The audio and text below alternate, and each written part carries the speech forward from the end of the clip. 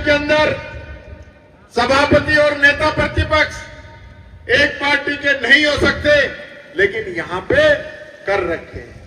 ये नईमुद्दीन गुड्डू भाई साहब बैठे हैं यहां पे, इनको एक ऑर्डर निकलता है कि आप 1 महीने के अंदर आप जवाब दीजिए, नहीं तो आप पे हम कार्रवाई करेंगे। 1 महीना तो छोड़ दीजिए, 1 मिनट भी नहीं दी जाती, 29 सेकंड के बाद में ऑर्डर आता है कि आपको पद से हटा दिया जाता है। ये संविधान की धज्जियां यहां पे उठ रही। ये जो लाल किताब है, ये एक संविधान की किताब जो है, ये इस देश की आत्मा है, ये इस देश की रीढ़ की हड्डी है। ये संविधान अमीर गरीब या किसी भी जाति, किसी भी धर्म, किसी भी संप्रदाय, सबके लिए समान रूप से काम करता है। तो क्या जिस देश के अंदर इसकी धज्जियां नहीं उड़ाई जा रही? आप देखेंगे कि आज भारतीय जनता पार्टी के राष्ट्रीय अध्यक्ष नड्डा साहब यहां पे आए और उन्होंने क्या कहा कि भजनलाल जी मुख्यमंत्री नहीं है, कोई फर्क नहीं पड़ता भजनलाल जी से। एक विचारधारा का आदमी हमने बैठाया है, वो हमारा मुख्यमंत्री है। आप समझ सकते हैं कि इनकी सोच क्या है, इनका मैसेज क्या है कि वो जितना काम कर रहे हैं ना, 1.5 साल से जो राजस्थान का विकास अटका रखा है, उस पे जाने की जरूरत नहीं है। मोदी जी ने इनको बना के भेज दिया, तो आपको तो मानना ही है कि यही हमारा मुख्यमंत्री है। क्या ये संविधान के अंदर लिखा है? संविधान कहता है कि जो एमएलए बनेंगे उन एमएलए से पूछा जाएगा। पर्ची निकालने का संविधान के अंदर कोई पैराग्राफ नहीं है कि पर्ची आएगी और मुख्यमंत्री बन जाएगा। इसमें तो कहीं नहीं लिखा। इसमें प्रजातंत्र लिखा है, लोकतंत्र लिखा है कि हमें आवाज सुननी पड़ेगी, जनता की बात माननी पड़ेगी, जनता जो कहेगी वो होगा। आज हो क्या रहा है राजस्थान के अंदर, क्या हालात बन गए हैं? मैं पूछना चाहता हूं इस सरकार से कि रोजाना जो बजरी का अवैध खनन हो रहा है, और आपने देखा होगा देश के कृषि राज्य मंत्री के इलाके के अंदर नकली खाद पकड़ा जा रहा है, लोगों को जेसीबी से उल्टा लटका के मारा जा रहा है, लोगों को यूरिन पिला के मारा जा रहा है, 1 मिनट के अंदर मर्डर कर दिया जाता है। और यहां तक कि इस प्रदेश के अंदर 4 पुलिस कर्मियों का माफियाओं के द्वारा मर्डर कर दिया जाता है। ये संविधान है क्या उसकी पालना कर रहे हैं? ये पूरी सरकार माफियाओं की कठपुतली बन चुकी है, माफियाओं के लिए काम कर रहे हैं, घर भरने का काम करने में लगे हुए हैं। और जनता के लिए पेंशन के लिए इनके पास बजट नहीं है।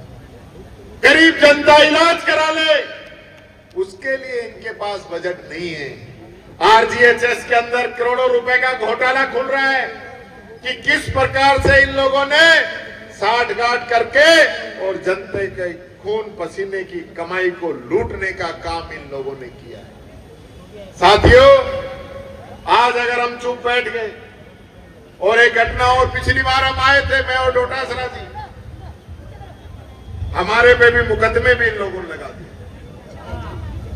मुकदमे लगा दिए कि हमें हमारे साथ राजकार्य में बाधा डाली। उस समय तो हाथ में मेरे फ्रैक्चर था और मैं वहां गया भी नहीं था।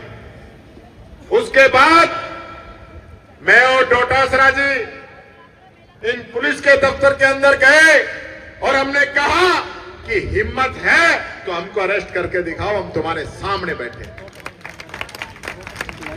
ऐसे नहीं, हम उस पार्टी के योद्धा हैं जहां हमारे नेता राहुल गांधी जी हैं, जिन्होंने कहा है डरो मत, जिनको 56 घंटे तक ईडी पूछताछ करती है जिनसे, वो तभी नहीं डरे।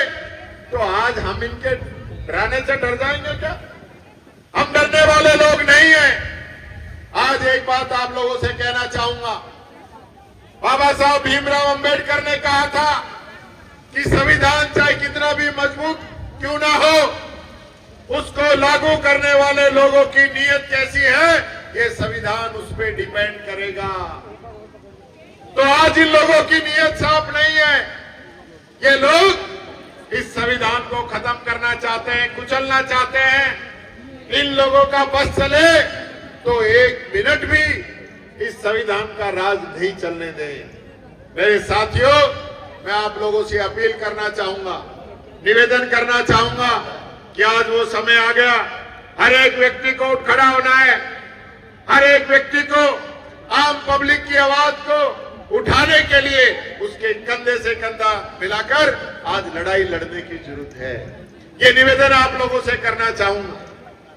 आज ऑपरेशन सिंदूर की बात ये लोग कर रहे हैं। अब आज बीजेपी कह रही है कि हमने ऑपरेशन सिंदूर की बात नहीं की। अरे 5 दिन से आपने खबर चलवाई कि हम घर घर जाके सिंदूर बांटेंगे। मुझे अफसोस है कि सही कह रहे थे गुंजल साहब कि ये लोग चुनाव के अंदर जिस प्रकार की बातें करते हैं, ये वही लोग हैं जो चुनाव के अंदर ये बातें करते थे कि ये लोग आएंगे और आपके मंगलसूत्र भी लेके जाएंगे।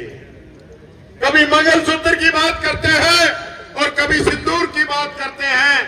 क्या कभी इस बारे में खुद ने भी सोचा है? ये बात मैं पूछना चाहता हूं। मैं कहना चाहूंगा, हमारी सेना के शौर्य ने, उनकी वीरता ने, उनकी ताकत ने पाकिस्तान के छक्के छुड़ा दिए। आतंकी ठिकानों पर जाकर उनको नेस्त नाबूद करने का काम हमारी सेना ने किया।